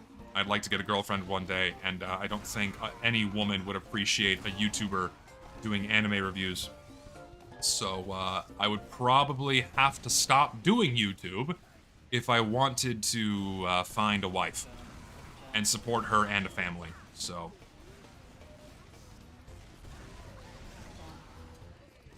don't know. After TF2, I'll probably just be done. I don't know what I'll do afterwards. I really don't. Fucking dead. Was it ever confirmed the dinos were wiped out by the meteor? So they weren't wiped out by the meteor itself. So the Chicxulub impact, which happened off the Yucatan Peninsula about 65 million years ago, that, like, the immediate firestorm from that impact really only affected a small local area. But what ultimately drove the mass extinction was the nuclear winter that came as a result. Because when you have a meteor impact of that magnitude, it launches so much particulate into the atmosphere. When you have a bunch of junk in the atmosphere, it cools the global temperature by a certain amount. And that's what sent the Earth into a snowball phase, like a literal snowball. And then a whole bunch of shit died. So it wasn't the impact itself, it was the aftermath in the form of a nuclear winter. That is right now what is the consensus as to what caused the mass extinction. Of course, there's like a lot of like educated guesses and evidence that support this, but of course we can't 100% prove without doubt that it was the real reason. So, find TF2 player E-girl. Yeah, girl. Women don't play this game. Women play this game, but not like, not of the female variety. Usually of the femboy or lying variety. All women watch popular anime since it went mainstream. Like, I don't watch popular anime. I don't give a fuck about popular anime. It's slop for surface level enjoyers. I want to get into the annals about Clannad. I want to get into the annals about fucking Azumanga. I want to get into the deep rectum of I don't know, well, like another niche show. I don't fucking know. Just obscure shit, weird shit people don't watch. I like being contrarian. I exist. Listen, you know me. I exist to be contrarian. That's how, that's how the internet is not wrong. The internet's calling me out. I love being contrarian. If you eat apples, I eat pears. If you like peanut butter, I fucking hate peanut butter. If you breathe air, I don't breathe. I live through respiration through my skin, you know?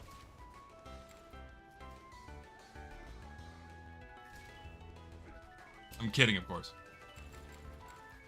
Like, I watched one the other day called Birdie the Mighty that was made in, like, the 90s. Super old, but, like, it was really fun. It was a really fun series. It's like a four episode miniseries. It was very entertaining.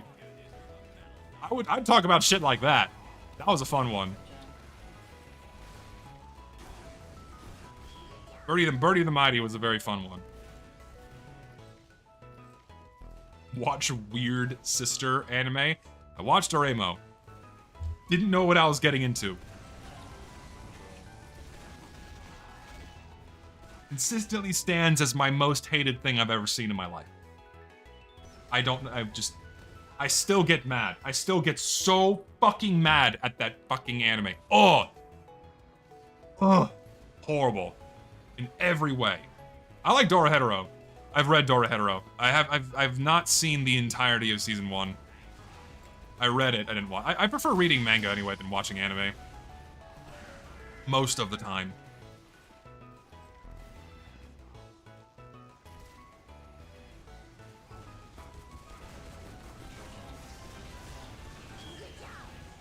Now.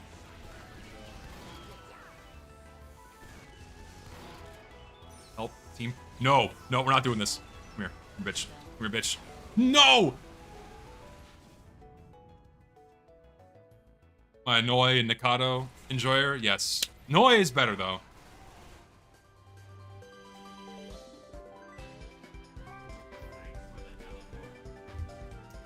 Make the Monster Musume girl tier list? Okay, we'll do it on the fly. So, top tier is Tio, then Cathal, then Centauria, then Rachne, then who else?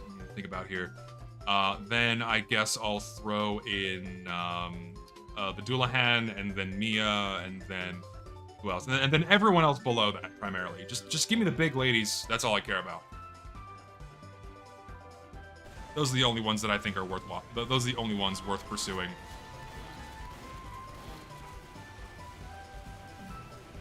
I am not in a good position. Thankfully, there are just 2 medics here. And a heavy.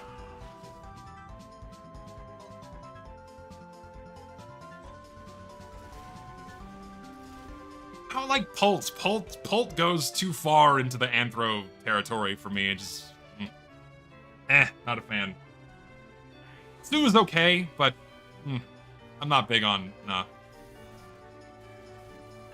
I don't like Pappy because she's lolicon bait, and that's why I don't vibe with that at all. Not a fan. Nope. It's not for me.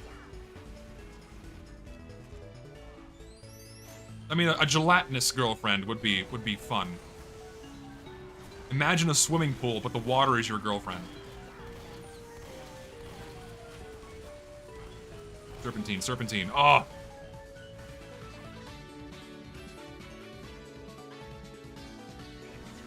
We win. I like this guy. This guy's name is just Run, and it's the default engineer profile picture. Oh, I love that shit. I'm never gonna touch Nikkei. I don't care. I have one gacha that I'm gonna stick with, and it's Blue Archive.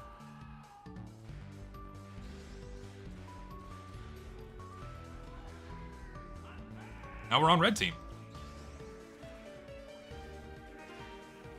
See, now we can turn the tide. We can make red win. We can make this happen. We will be very aggressive.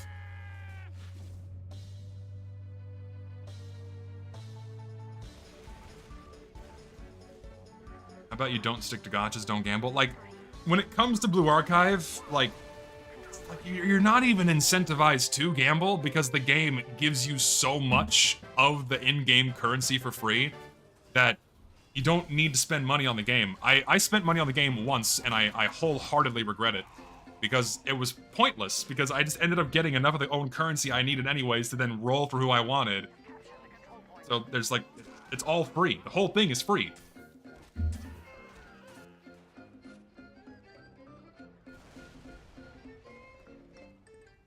Yeah, I spent money on a gacha once. Just wasn't worth it. It really wasn't. Like what? And it also like it's like extortionate amounts for not a lot in return. Like I'm like, okay, I'll put 20 bucks into this and just see what I can get. And you get shit. You don't get anything. You get so little for your money. It's kind of pathetic. So it's like, why? I'm not gonna do that shit ever again. It's like I'd rather just, you know, do my dailies, stick to my routine, do what I need to fucking get the get my shit. Here, we'll win for red. We'll win for red. Let's go. I need help.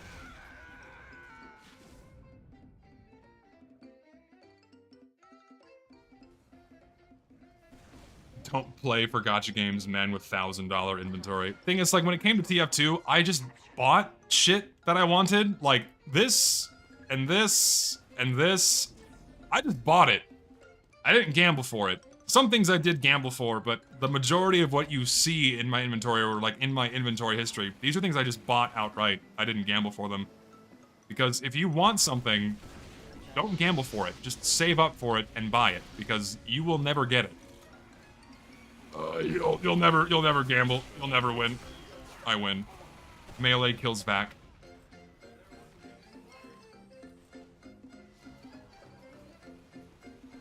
What made you buy it in the first place? Like, what was the selling point? Never played a single gacha? Because there was a character that I wanted to roll for, but I didn't have enough of the currency, so I'm like, okay, I'll buy some of the currency just to roll for her. And I'm like, 20 bucks got me enough for like one 10x roll. It's like, that is not worth it in the slightest. So, never doing that shit again. Ow.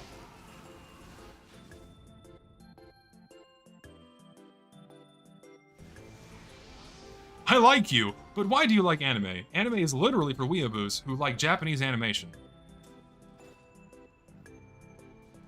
Guilty as charged?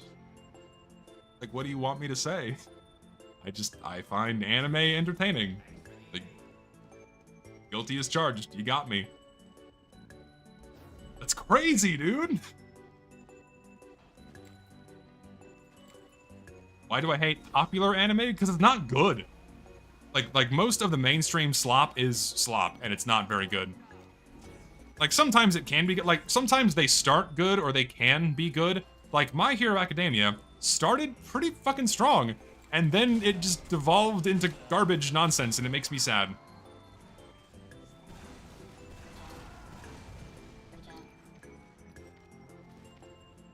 I'm gonna go this way, because I don't feel confident jumping in from there.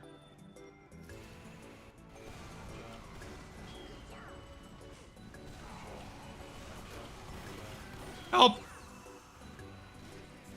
Most animes look like generic and safe slop. You need to go out of your way and look for things that are not part of the mainstream. That's what you gotta do.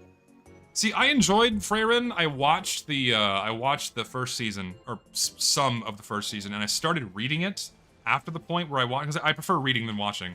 So I started reading where I left off in the anime, but I don't know, I kinda lost interest. I'll probably get back to it eventually, but it was entertaining for what I watched and what I read. Yeah, My Hero Academia only exists to make the spin-off look better. So true. Very true. Extremely true. I don't play heavy now.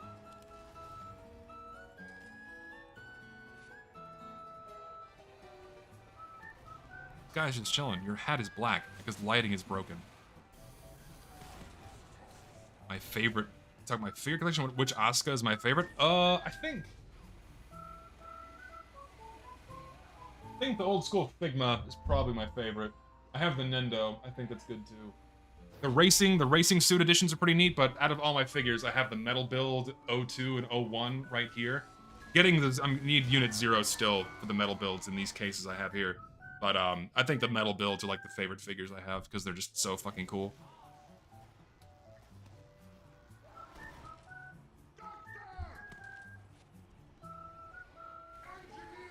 Why don't I have a figurine of my OC? Because one does not exist, and it's probably very expensive to have one made. So, probably not gonna do it. Dude, red's gonna win. We did it. We got it. We got red to a victory. We did it. We've broken the losing streak.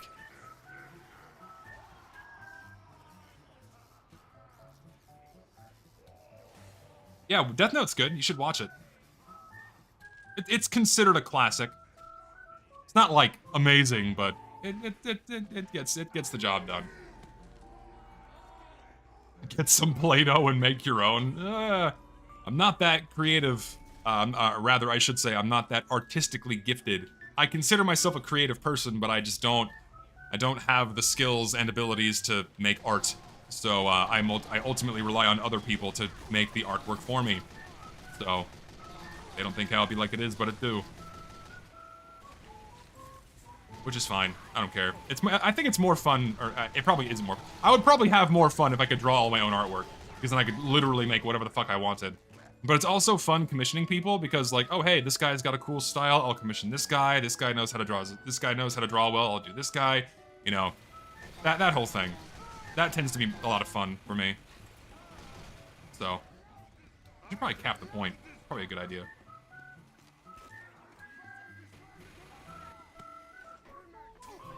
Hey, bitch. Got a random crit? No!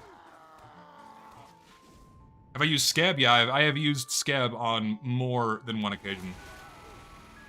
I've used Scab on more than one occasion, and, pretty, like, I've only ever had one bad commission through Scab.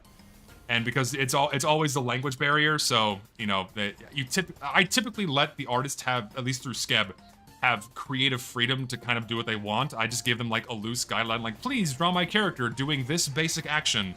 And then I just let them go crazy and do whatever the fuck else they want, right? And most of the time, I get really, really cool results, like fucking amazing pieces of artwork. But sometimes they're, you know, they're not so great, but it just depends.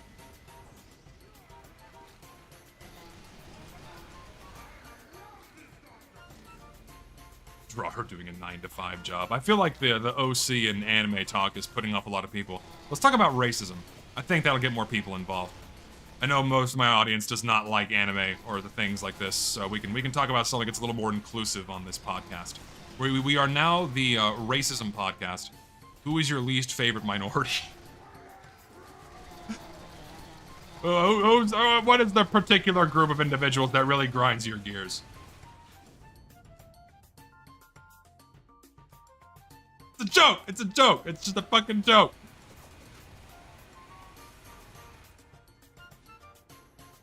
Tell stories about my time in Japan. Honestly, I didn't spend that much time in Japan proper. It was mostly spent over, like, out on the water.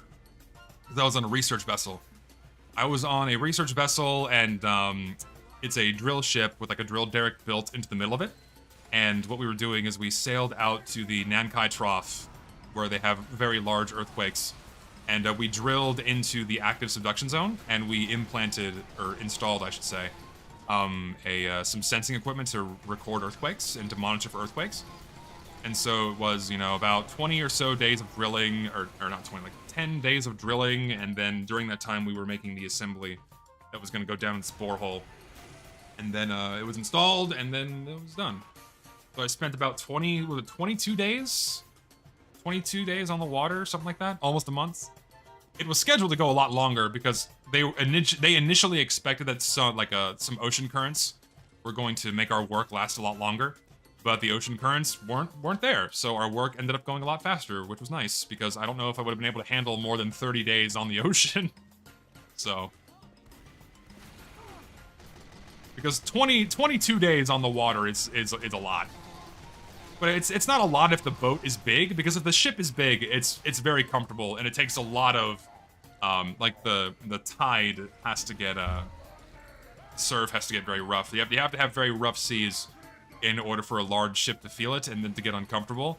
But when I was in New Zealand, oh boy, that was a very fun first few days.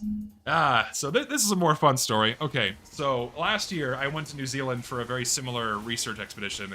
We were on a much smaller ship. It was a 220-foot vessel compared to the other one I was on before, which is about the size of a football field. And So, okay, so we're sailing out of Wellington on the North Island of New Zealand. And if you're sailing between the two islands of New Zealand, you're basically going through a wind tunnel. And so the tide, the surf, gets very, very, very choppy. Like, you get really bad. What's the fucking word I'm looking for? Not surf, it's not tide. What's the fucking word I'm looking for? Oh my god, it's driving me nuts. It's gonna make me go insane. The waves were pretty fucking gnarly. So we had like probably six to probably 6 meter waves at one point. And so we're on this 220-foot vessel and we are heaving. We're going like up and down, up and down. It was fucking brutal. It was horrible. So like we're sailing out of Wellington, like we're in the bay, and we have no problems there. It was beautiful, nice sunny day. But as soon as we hit that strait, oh my god, I almost died. It was horrible. Like I have never been so seasick in my life before that point in time. It was horrific. I could not stop throwing up. Like it was rough. It was like even like the people who were more seasoned, the people who were experienced with research expeditions, like even the guys who had done this many times before, told me like, yeah, that was a pretty rough voyage out to get to where we needed to go. And oh my god, so like I get seasick, and because our research lab is located right below the mess,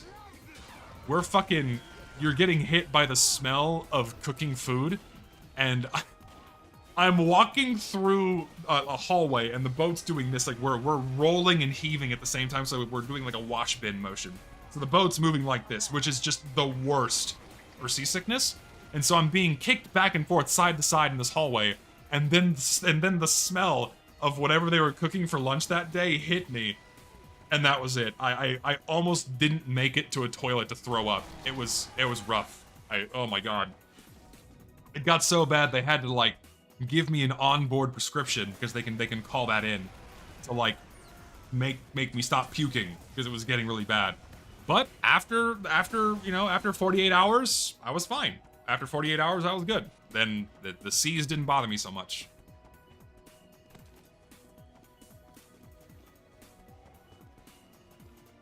Would I consider working in a submarine for a whole year?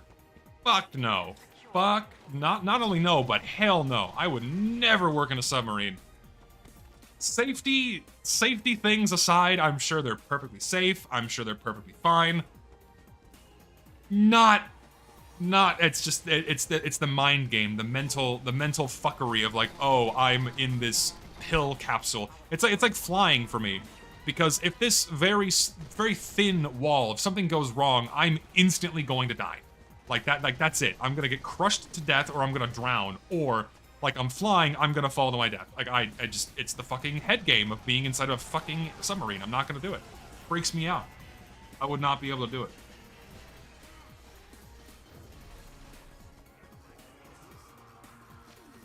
I was on there for 48. I was on that ship for 14 days, 12 days. I think it was 12 days. I was on that smaller ship for 12 days, but it wasn't that choppy the entire time. It was only sailing out to where we needed to go. But once we were there, the seas calmed quite a bit, and it wasn't so bad. There were a couple of other times where we had to, like, move to a new location, and we hit some pretty rough seas there, and that was... ugh. But I didn't throw up again.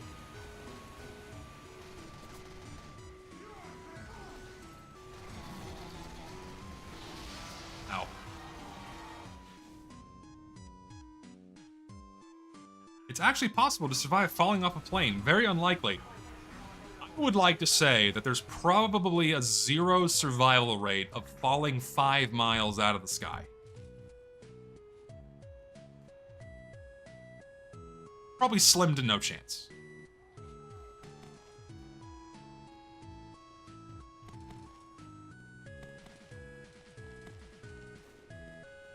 Do I get paid from those research things? Yeah, of course. I get like I got paid, but you don't do this shit for free. It's time away from work, and it is considered work. So. What if I fall into a big mattress? Then I wouldn't die. But I also don't like the idea of falling. Like, I don't want to fall from the sky. Salary check? I'm not going to tell you my salary. I'm not going to tell you how much money I earn. Like, there are some things I will keep private.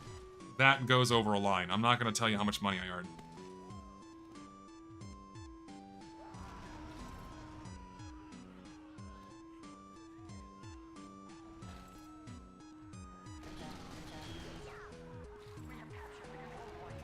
We're good. I make $2 every week. $2 a week. And I stretch it out and I survive just fine. 1 trillion pesos. Yes. So $5. Man, the value of the peso is not what it used to be.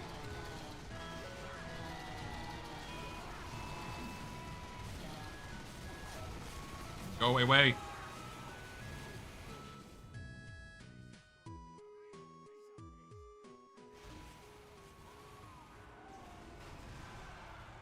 Anywho, I'm getting kind of tired. I think it's long enough for a stream. It's also getting kind of late for me, so I'm gonna wind things down. Thanks for playing, guys. We had some fun. Thanks for chilling. We had a great time. Appreciate it. So, thanks for hanging out. Thanks for the good time. Thank you for all the donations. You guys are very kind. And yeah. Take care. I'm gonna keep working on the video.